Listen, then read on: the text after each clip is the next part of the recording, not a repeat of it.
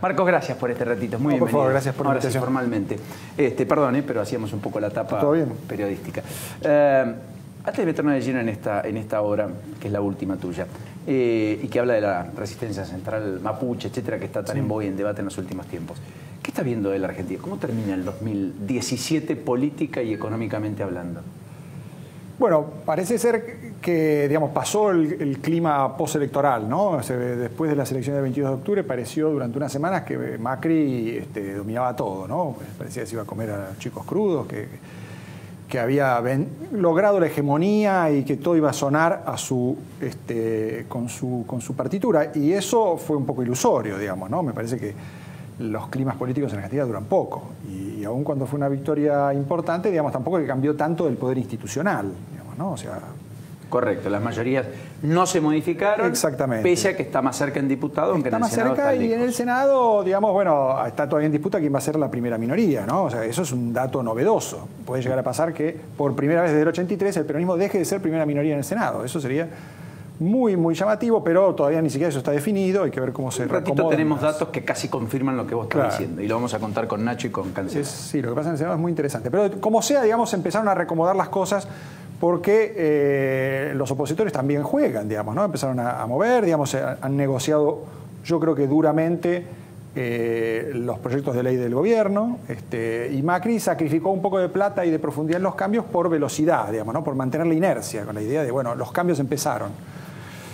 Tal vez es una buena apuesta, tal vez le va a ser muy costoso, ¿no? Yo creo que el esfuerzo fiscal de 2018 va a ser muy fuerte, muy duro. Ya se está viendo, digamos, ¿no? O sea, viene primero con el ajuste político, que es lo menos importante en términos cuantitativos, pero simbólicamente es la señal de... yo también me ajusto. Me recorto a mí mismo. Ahora después, porque los voy a recortar a todos, digamos, ¿no? Después vienen los aumentos, que ya empezaron con la luz y el gas, pero van a seguir. El transporte va a ser muy complicado, porque es el único esquema de subsidios que era socialmente justo, más o menos, digamos, beneficiaba principalmente a los sectores más pobres. De todo lo que se gastó en subsidios fue lo único que tenía algo de sentido. Entonces, recortar ahí va a ser socialmente más difícil de compensar, ¿no? O sea, duplicar la tarifa del tren, elevar la tarifa del subte de vuelta, los colectivos que están muy subsidiados en capital y conurbano, con una tarifa muy por debajo de la que se paga en cualquier lugar del país. En cualquier lado. Sí. Entonces, lo que estás viendo es que se evaporó el clima. El clima de cierta festividad. Clima se normalizó. Que diciembre pasó a ser un clima otra vez como típico los de diciembre. Bueno, los diciembre en Argentina son complicados. La oposición tiene motivos para mostrar músculo, digamos, ¿no? Para decir, vean que tanto no es que retrocedimos, acá estamos. Y entonces, bueno, en la calle eso se va a sentir en el debate parlamentario. En jugadas de recomposición del peronismo, lo vimos. Es muy llamativo lo que pasa en el peronismo bonaerense. A mí me pareció extraordinario el cambio, el desalineamiento total de todos los intendentes que se pusieron detrás de Menéndez y le dijeron a Espinosa, se acabó, digamos, ¿no? O sea, con Cristina no vamos más a ningún lado porque no tenemos nada que ver con Unidad Ciudadana. Y ahí están prácticamente todas las ligas de intendentes que conforman el arco peronista, ¿no? Se sumaron la gente de Randazzo, de Massa. Y eso es una señal, digamos, de que el peronismo yo no creo que vaya a estar tanto tiempo dándole vueltas al asunto. Me parece que se va a... O sea, se va a realinear más rápido que el radicalismo. Sí. ¿Y no ves como otros pensadores sostienen que tal vez al peronismo le llegó su 2001 después del radicalismo? Yo no comparto esa idea, digamos, ¿no? Bueno, hay una serie de diagnósticos, se han escrito trabajos sobre eso en términos académicos y también periodísticos que son, digamos, valiosos, pero a mí yo lo veo como una fuerza que tiene los recursos para dejar atrás la etapa kirchnerista bastante rápido, que no tiene una base en crisis, digamos, ¿no? La solidaridad peronista entre los informales y los trabajadores asalariados sigue existiendo. Tiene la capacidad de movilizar a sectores medio bajos que en cuanto las cosas se compliquen el año que viene, yo no sé quién van a votar, digamos, ¿no? O sea, no es que Macri tiene garantizado el 2019. No, ni mucho menos. Entonces, en todo caso, la sociedad dio vuelta la página del pasado, pero eso beneficia más al peronismo que a Macri. Claro, obviamente. Lo que se saca es parte de ese pasado que obturaba un peronismo renovador. Exactamente, además el enemigo ideal de Macri hasta acá fue Cristina. O sea, mantener a Cristina, aunque fuera debilitada, pero viva, era muy importante para Macri. Y yo creo que los peronistas están más decididos que nadie a terminar con eso. Es decir, ya con Cristina no vamos más a ningún lado, ni siquiera discutamos el tema. Una señal de eso, perdón Marco, es lo que ha pasado con uno de los dirigentes más encumbrados de la provincia de Buenos Aires, del kirchnerismo. José Otavis, que declaró públicamente y ya presentó la nota, va a formar un monobloque. En la legislatura de la provincia de Buenos Aires. Efectivamente, agudizando la división del peronismo, sacándole el cuerpo al kirchnerismo más radicalizado que todavía subsiste en la legislatura bonaerense, y me parece en el marco de un oído más cercano a los intendentes, de los cuales está comandado por Gustavo Menéndez. El caso Maldonado. ¿Por qué este libro? ¿Por qué este...? Bueno, a mí me interesó desde el principio, bueno, me interesa todos, el tema, digamos, y yo sigo los temas de derechos humanos más o menos atentamente, digamos, todo lo que puedo. Me parece que fue un episodio espectacular, digamos, ¿no? Condensó mucho de la Argentina de estos tiempos, digamos, ¿no? El choque entre un gobierno que se sintió acorralado por los derechos humanos, que está sistemáticamente asustado por el tema, o que dice, seguimos teniendo política de Estado en la materia, pero no queremos hablar del asunto, porque no es lo nuestro, digamos. Y organismos de derechos humanos y un movimiento mapuche que en parte se han radicalizado, ¿no? En buena parte se han radicalizado, y me parece que encontraron en esta ocasión motivos para confirmar lo que ellos sospechan de Macri, que Macri es horrendo, que es igual a la dictadura, que si lo dejamos va a ir profundizando la represión hasta volver a las prácticas de represión ilegal, de secuestro de gente y cosas por el estilo. O sea, muchos se creyeron en serio que eso había pasado, digamos, ¿no? No es que lo usaron, algunos seguramente lo usaron teniendo digamos, una distancia crítica con el asunto, pero manipulándola. Pero yo creo que mucha gente se creyó este asunto, y hubo como un choque de planetas, ¿no? Entre lo que piensa una parte importante de la gente, que tal vez es macrista, pero no es fanática, digamos, ha atendido a la moderación, y temió que probablemente a la gendarmería se le hubiera ido la mano, ¿no? Esa idea de, no creo que Macri ni Bullrich hayan ordenado nada, pero a los gendarmes no le creo, digamos, porque tampoco le creo a la bonaerense, no le creo a la justicia, no le creo a nadie. Digamos, ¿no? Entramos en un descreimiento bastante en un problema de confianza pública, que es un problema estructural de la Argentina y que no es que se ha resuelto. Digamos, ahí estamos igual de mal que hace décadas. Ahora, ¿por qué cree que en el caso Maldonado se puso mucho el foco sobre el accionar de Gendarmería, y actualmente con el caso de Rafael Nahuel, que es un caso que a priori uno parece que está más resuelto en el sentido de que hubo un arma en el cual le dispararon por la espalda a Rafael Nahuel, es una bala que pertenece o similar a la que usa el grupo Albatros, no toma tanto calor ese reclamo digamos, de justicia contra y que el gobierno enfoque contra la prefectura? Hay como una distinta vara, si se quiere, de esos sectores. Muy interesante la pregunta, y yo algo de lo que habiendo terminado el libro, saltó el caso Mascardi. Claro. Y el caso Mascardi es un caso muy diferente, en cierto sentido mucho más grave, porque hay un muerto primero, para empezar. Claro. Hay un muerto por una bala. Por una bala, o sea, digamos, por no un no es que hay una sospecha, digamos, ¿no? Hay denuncias de la prefectura que son bastante creíbles en principio, de que había armas y que ellos les dispararon, digamos. Es muy difícil sino creer que 4 prefectos empezaron a atacar y dispararle a 15, digamos, ¿no? O sea, ni sabía cuántos había. Sí. Entonces, la verdad que en términos de violencia es mucho más grave la situación. En términos de la estrategia de los grupos radicalizados mapuches, son mucho más astutos ahora que con Maldonado. Yo creo que aprendieron de los errores que cometieron con Maldonado, ¿no? Ponerse atrás no de Jones Guala, que era un patotero infantil, digamos, ¿no? Un marxista delirante, completamente descolgado. Ahora se han puesto detrás de una machi, una chamán, que tiene mucho arrastre entre la población mapuche, en una zona cercana a la periferia de Bariloche, donde hay miles de mapuches que viven y que muchos, digamos, tal vez no están con la RAM, pero tienen muchas reivindicaciones. Y frente a un gobierno que no aprende de sus errores, ¿no? Mientras yo creo que la gente de la RAM, o ex-RAM, porque ahora la enterraron, aprendió, el gobierno no. ¿Por qué, sin embargo, a pesar de esos errores que cometió el gobierno, de haber mandado a los prefectos con ametralladoras en vez de con cámara de video, digamos? Claro. ¿Por qué, sin embargo, no hay protestas o movilizaciones masivas? Bueno, en parte porque pasaron las elecciones y todo eso se desinfló. La capacidad de movilización del kirchnerismo y sus socios ha decaído.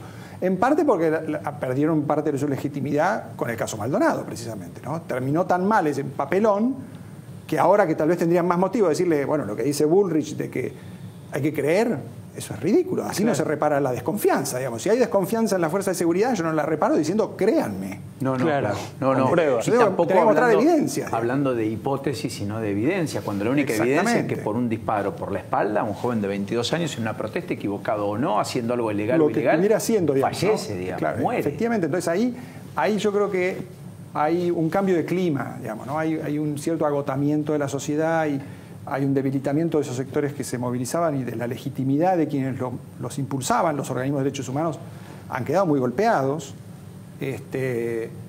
Y me parece que en esa situación impera el clima fin de año, digamos, ¿no? Entonces, yo creo que no hay que descartar que de todos modos la cosa escale y tal vez estalle.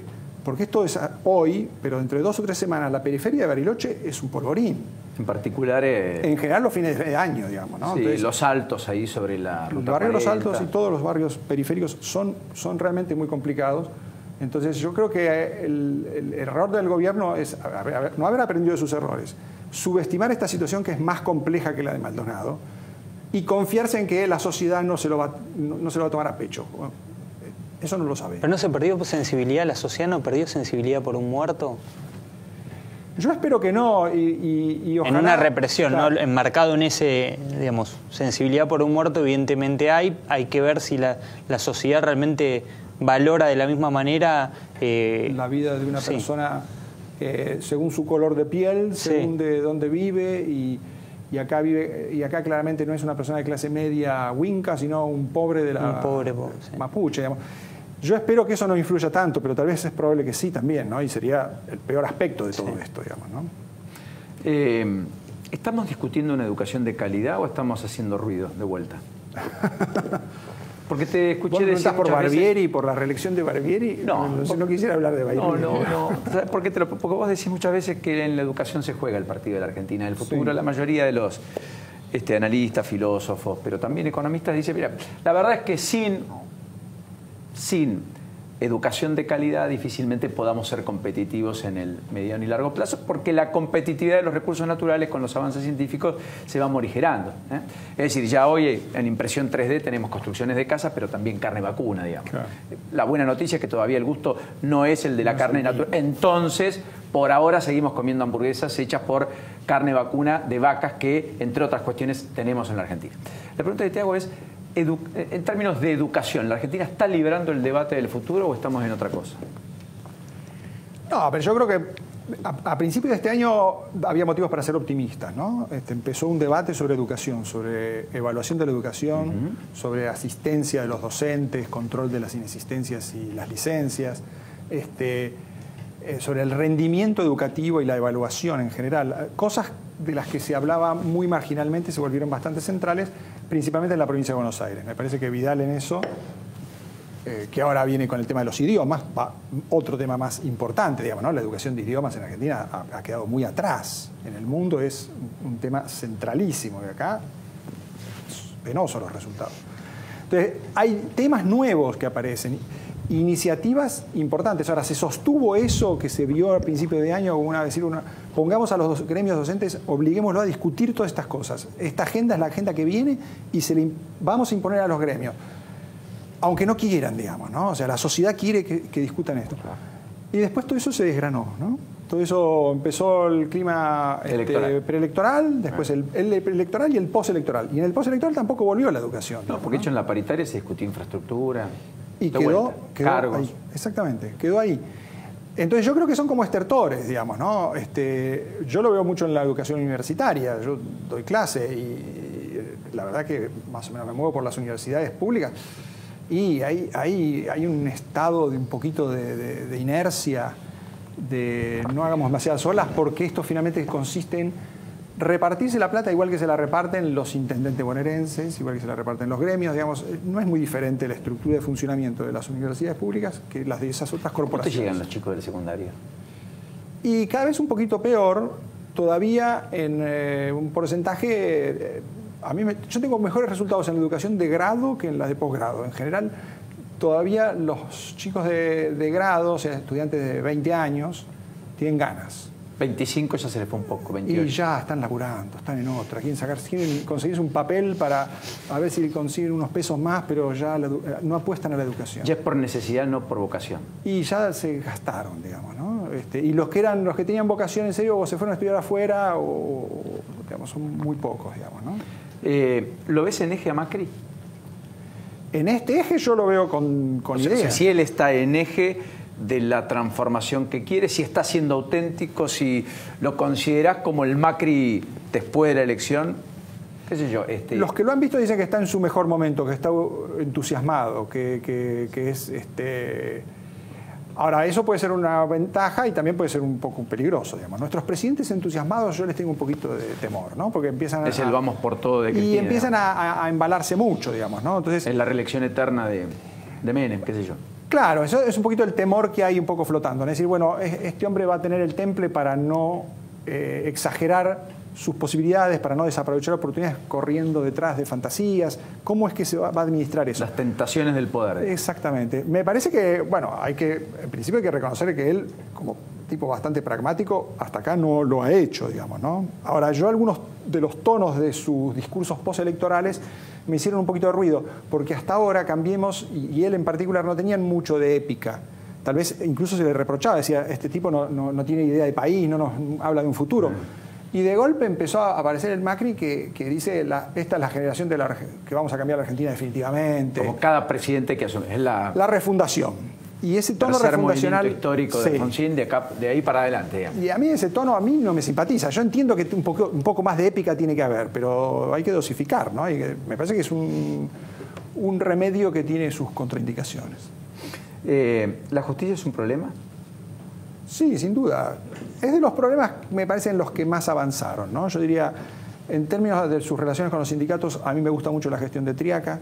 En la relación con la justicia me parece que han mejorado, no es una gestión que me guste especialmente, pero me parece que han ido mejorando. En otras áreas se han quedado mucho, digamos, ¿no? Educación se han quedado, a nivel nacional por lo menos. En la provincia yo veo más voluntad que a nivel nacional. Bueno, la evaluación es muy importante, pero es cierto que es un ministerio sin escuelas, pero de todos modos, ¿qué está haciendo? O sea, algo le está proponiendo a las provincias para hacer, además de lo que cada provincia puede querer hacer, ¿no? ¿Y cultura? Perdón. Cultura. Sí. ¿Cultura? No es una gestión que siga especialmente. A mí me parece que es una gestión muy acotada, porque los recursos que tiene, digamos, me parece que los recursos importantes de esa área están en medios. Y en medios yo creo que han hecho las cosas bien. Cultura es como una bolsa que tiene un montón de problemas y muy pocas cosas atractivas para hacer, digamos, ¿no? Tiene un montón de empleados y un montón de cosas repartidas donde hay... Es como una multitud de pequeños programas, ¿no? Es como hablar del área de derechos humanos. O sea, meterse ahí es un despiole. Creo que lo poco que pueden hacer es evitar conflictos, porque además la mayor parte de esa gente no los quiere, digamos. Claro. ¿Qué es lo que más te preocupa a Marcos Novaro, el de a pie ciudadano más allá del filósofo? ¿La inflación, la seguridad, qué sé yo, la justicia? No, me preocupa que la sociedad salga de este diagnóstico medianamente realista que creo que adoptó en 2015 o más bien profundizó durante 2016, ¿no? Yo creo que el realismo que se fue profundizando a lo largo de un año difícil como fue el 2016 llevó a la gente a aceptar que había cosas que eran costosas pero inevitables y que estaba bien el gobierno que las dosificara, pero algunas las tenía que hacer, digamos, ¿no?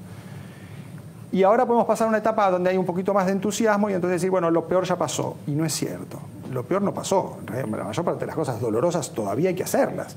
Entonces, si hay un desacople de diagnósticos, le puede pasar a Macri como le pasó a Alfonsín en el 86. Sí, ¿no? Es decir, y de expectativas, ¿no es cierto? Y sí.